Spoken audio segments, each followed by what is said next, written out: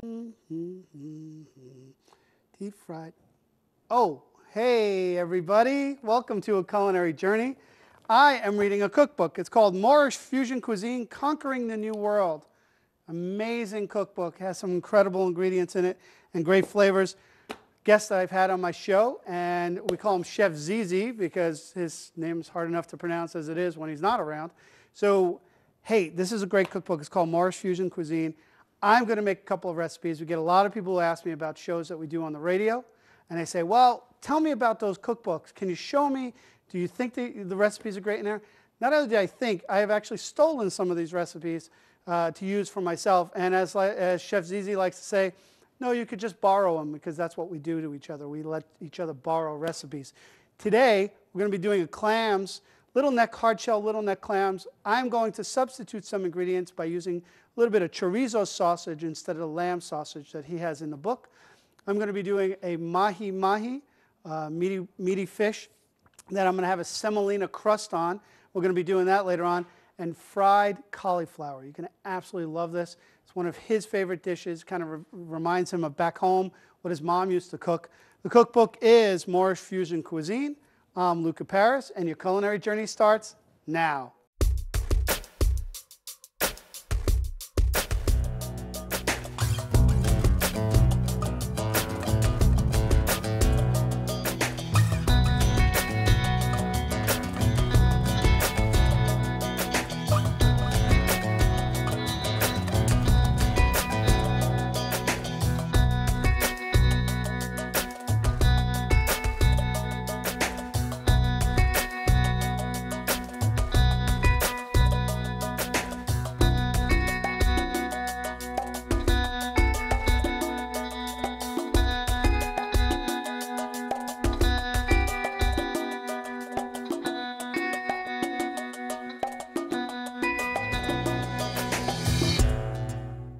Hey everybody, welcome back to A Culinary Journey. Again, my cookbook today, Moorish Fusion Cuisine, Conquering the New World with Great Flavors. And I mean, it's an incredible book.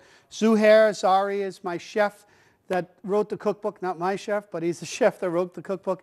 And the first thing we're going to do is these clams with Moorish sausage. Now, I like to use cookbooks as a way to get feelings, ingredients, and work with what those chefs have put together, and then kind of play out of their box a little bit, but utilizing their ingredients. Now, one of the things that Zuhair always said is like, do my recipe the way it is first time, and if you really like it, just keep it that way. If you want to make any changes, go ahead and do it, because his recipes are that good. He's an amazing chef. He's known throughout the world. What I'm going to do is kind of do a variation, so that way if you can't find some of the ingredients that are in there, we could add other ingredients to it. So in this case, I can't find that sausage he's looking for that's in the book. I'm going to be using a chorizo sausage, right? We're going to be using clams, but they're clams that are already cooked and prepared frozen. They're going to be great and very quick to make. And then we're going to add all our other ingredients to it. So let's start off by getting our pan hot. We're going to get a little bit of oil in the pan, and we're going to add our sausage to it, in this case, the chorizo sausage. Now, when you find different chorizo sausages, there are two types. There's a chorizo sausage that is a Mexican chorizo, which is more like a fresh sausage, even though it's cooked. And then you have something that's like a dry sausage or a salami, and that's a Spanish type chorizo. So we're just going to cut them up into pieces. We're going to render them down into the pan. There we go. Now, the thing I love about this cookbook, about Moorish food, it celebrates the flavors of the Mediterranean that you think about when you think about North Africa. And there are also flavors that are incorporated throughout the Mediterranean. A lot of the recipes in the book will resemble items from different parts of the south of Spain, south of Italy, and south of France.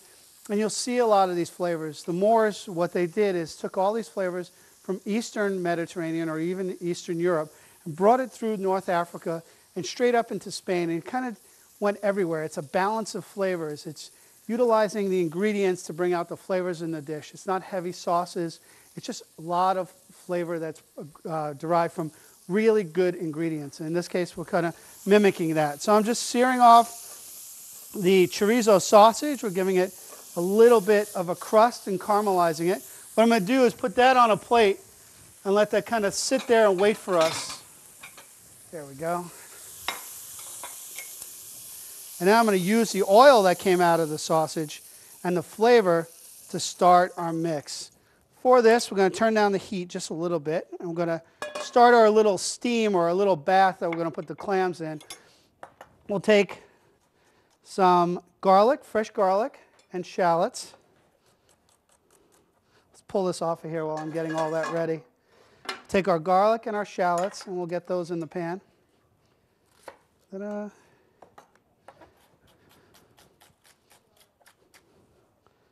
All right. Let's get those in there. And a little bit of cider vinegar. We're going to let that help deglaze the pan. And then we're going to put in our fennel stock. You use the fennel stock. If you can't find a fennel stock, no worries. Go ahead and find yourself a vegetable stock if you make your own. We'll put some smoked paprika in there. And we'll put a little bit of thyme in there also. Now what I like to do is I'm going to put big pieces of thyme in there, let them cook down. You can take them out afterwards too. And that's just going to start our broth. Now we're going to turn that up on high heat. So we're going to get that into a boil. Now one of the great things about the clams that I have right here is you can buy fresh clams. That'd be awesome. But these are frozen little neck clams that are absolutely incredible, nice and tender. And they're actually cooked off a little bit. So you're just finishing them. I do agree that if you could get them fresh, that's wonderful. We're going to kind of take these out, throw them in what we have here, a little mix, and we're going to add a couple of bay leaves in there, which we're just going to add flavor to our dish. We're going to steam these clams till they get a nice flavor. It's a quick dish to do, and once the clams, they get their own, they get all the flavors from around them. This little clam juice is great too, so we're going to add that to it. Because that's almost like flavor gold right there. You can't go wrong with that. Touch of coriander. And there was one last thing. Let's get the chorizo sausage back in. Now while that's all cooking down, on my other pan over here, I'm going to heat it up a little bit. I want to get some crostini to put with this. Let's get a cover for this. We'll put a cover over this so they kind of steam in, and they steam in their own juices. Medium heat, right? On this other one, we're going to get our bread. You could use some ciabatta bread or focaccia bread, whatever you like. And we're just going to gingerly season that. Now what I like to do, you remember seeing some of that oil that we had from the, what are these things called? From the chorizo sausage before? What we're going to do is we're going to take some of that chorizo sausage oil. We're going to get it on some of our breads. Never waste any flavor. It's really cool to try to utilize all the flavors that you have around you, and we're going to get that to go on there. Put a little more oil on here so we don't lose some of that flavor. And we could put a little bit of paprika dust on there. So we get, again, we're just getting tons of flavor on our bread while our clams are steaming and cooking down, and it's absolutely incredible. There we go. One more. Just for the sake of it. There we go. So now while that's all cooking, take a look at that. Let's open up our clams real quick. Those are just about ready to go. There's a lot of flavor there. Will take a lot longer if you cook them from scratch, but that's okay. Let's clean that out of the way. And let us do, real quick, let me get a bowl for this. Ta-da! Close up our doors here and show you how good this comes out. Ta-da. Oh, this is beautiful. Just get those clams cooking around there. All those flavors coming together, almost like a little stew. And we're grilling our bread here. Absolutely beautiful. Let's plate it right here. Real simple dish, easy, fun to do. The sauce that's in here with the fennel broth that is created, this little stock is going to be wonderful, a little spice. And then the thyme just gives it a nice little garnish too right there. Let's clean that up. Look at that. All right, that's going to get us to our first segment on here. When we come back, what we're going to do is we're going to do a little fish dish and some fried cauliflower. You enjoy that. when you make your next clam dish at home. See you in a minute.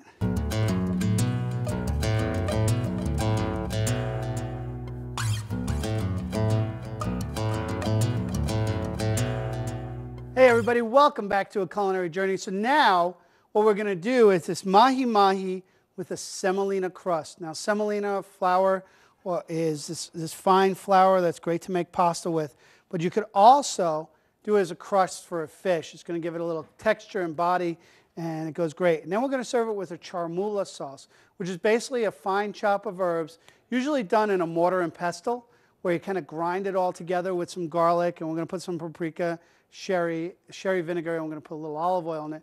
I'm going to do it here on my little chop grinder, and we'll get that all going.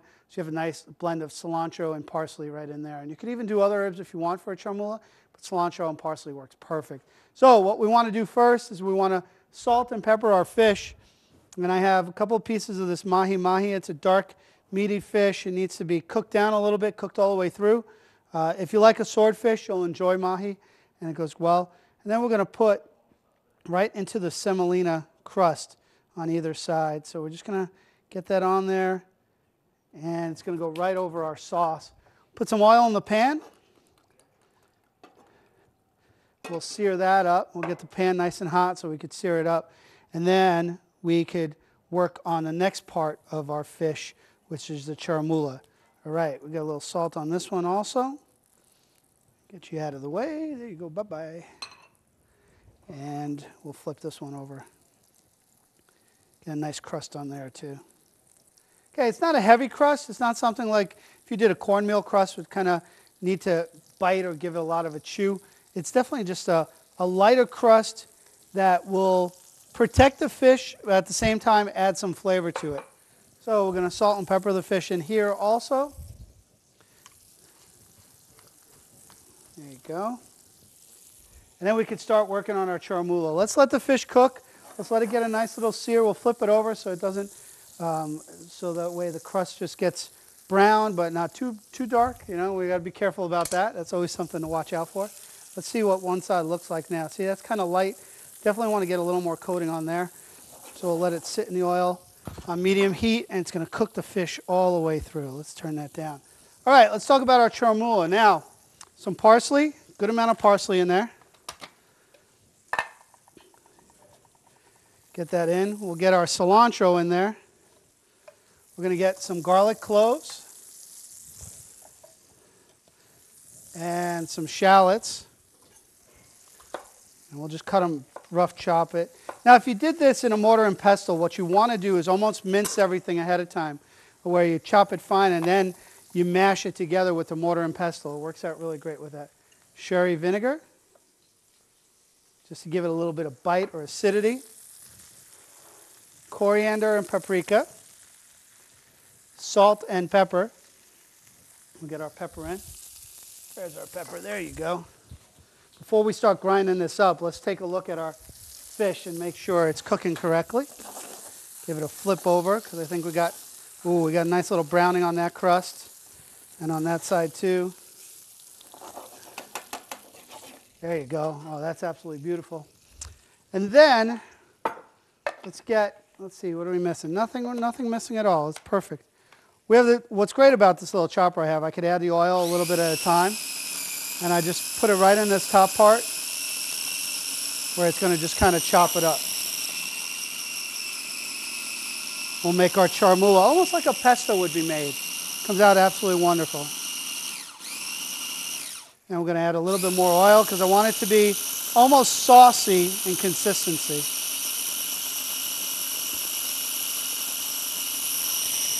There you go. All right. So only thing that's left to do is we're going to make sure, oh, this is going to look beautiful. Let's just make sure, show you what it looks like. There you go. That's our charmoula. Nice green, vibrant colors. Some people like to cook it down. The bite of the cilantro and parsley. Oh, that is so good. The bite of the cilantro and parsley together with the vinegar, really great. Some vibrant flavors. What I like to do too is we're going to add some lemon to this whole dish, and it's going to go right into the fish, right where it's cooking into there. So we'll get some lemon right in the pan. Again, inspired by a great cookbook and a great author. I did take some liberties on these dishes, but you know what? When you get a chance, it's always fun to do too, is try and take some liberties on some of the things they do so you can kind of create your own thing, but using all these great cookbooks like the Moorish food cookbook as a base to what you're going to do. Let me get a plate and we'll plate this up real quick. Watch how easy and fun this will be. All right. Put this on the bottom of our little plate here. Little piece of fish. And our second dish is pretty much done. We get a nice piece of fish right there. Oh, with a nice crust on it. Look at that. That's absolutely beautiful. Now I got a nice accompaniment to go with this in our last segment. Oh, that is perfect. Serve that with a little more lemon on the top. And you have an amazing, amazing dish. We're 2 for 2 right now. We're going to finish this off with a fried cauliflower with some saffron. We'll add it to this fish dish. Don't go away. We'll be right back.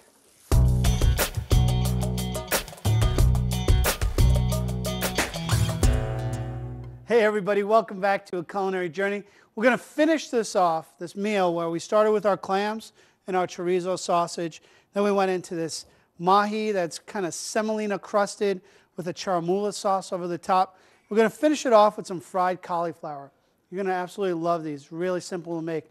So what we're going to do first, we'll blanch off the cauliflower for about 10 minutes. You don't want to get it overdone, but you just want to make them just a little bit soft. And then we're going to get oil heating up. We've got a corn oil blend here that we're just going to get to about 375 degrees because we want to get a nice sear on it. So we're going to get this on medium heat because it's about ready. And then we're going to take our chilled and prepared cauliflower and make a batter for them. And it's a real simple batter. So what we're going to take is flour that I added just a little bit of salt to. We're going to add a cup and a half, so it's a cup of flour to about a cup and a half of club soda. And it's really going to be cool because it'll kind of bubble up into a batter for us. And once we get it in there, we'll start seeing it go. We kind of just mix it in there. Get the club soda going into there. This is going to help us create a really nice batter. All right. We're going to get 2 eggs in there also. We're going to mix those in. Whoop, get in there. All right, that's one. This is going to help hold our batter together. Get the other egg in there. And we're going to get some saffron strands in there. Saffron, probably the most expensive item that you'll find on the planet. We'll just use very, very little. I got the ends of the bag. But we're going to let that kind of bloom in there. We're going to let it sit for a couple of minutes while we get everything else ready. This saffron is picked from crocus flowers. And it's just the little pieces on top. They have to be hand-picked. And that's what makes it really expensive. So you only need a little bit into our batter. There we go. Kind of mix that all around. We're going to let that sit for a bit just so we can get all those flavors combining to our liquid batter. Then what you do is you probably want to sit just a little bit longer, 5 or 10 minutes. We're going to do it real quick and get it into our hot oil right there. So then we dip our cauliflower that we started cooking into the batter, and we're going to get it right into the oil. There we go. And these are going to be absolutely wonderful to go with the rest of our dishes. So just like any cookbook that you have out there, what you really want to do, hey, ooh, these are going to fry up pretty quick. Ta-da! Ooh. And our last one. We're going to let them fry up, and as soon as they're fried, we're going to get them out of there. Where did my spoon go? Ooh, they smell delicious. Look at that. Check that out. It's really, you don't have to cook them again. You just want to get them nice color, like a little golden brown, and that batter and the saffron oil just sticks to the saffron leaves just stick to the edge, and it gives you a nice little combination of flavors. That's how quick and easy it is. Once you've prepared your cauliflower ahead of time, you could then just dip them into your batter, throw them in, and they'll heat up and totally cook through. You're going to get nice and moist, and that cauliflower and that saffron all come together and make great flavors. Those are just 3 dishes from the cookbook, Moorish Fusion. Where did my cookbook go? Here it is.